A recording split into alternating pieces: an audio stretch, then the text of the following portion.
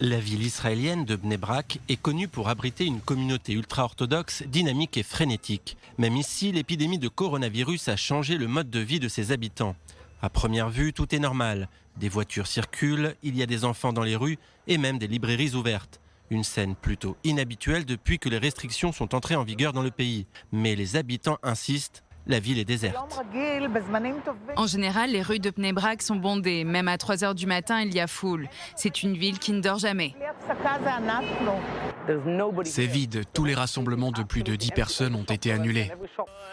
Depuis la diffusion à la télévision et sur les réseaux sociaux d'une vidéo montrant des centaines d'ultra-orthodoxes dansant un mariage malgré les interdictions, la communauté est pointée du doigt en Israël et fait l'objet de critiques virulentes. Mais si l'on en croit les habitants de la ville, ces images datent d'il y a longtemps. Et même les synagogues de Bnei Brak ont été fermées, à l'image de la légendaire synagogue Itzkovitch. Une difficulté de taille pour cette société traditionnelle, confrontée à de nombreux défis. Tous les mois, les femmes doivent aller au mikvé, le bain rituel. C'est une tradition très importante dans le judaïsme, mais je ne peux pas affirmer que les femmes n'ont pas peur d'y aller en ce moment.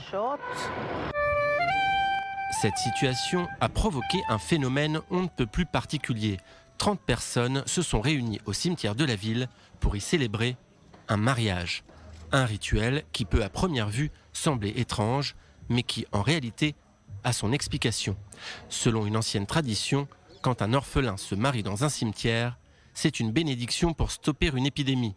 Une cérémonie similaire s'était déjà déroulée à Jérusalem en 1909. Le compte à rebours a commencé pour la fête de Pessah, qui se déroulera dans 2 semaines. À cette occasion, la ville de Bnei Brak est généralement en ébullition. Mais cette année, tout est différent. Et malgré tout, les habitants continuent à espérer qu'ils pourront passer les fêtes dans la joie et en toute sécurité.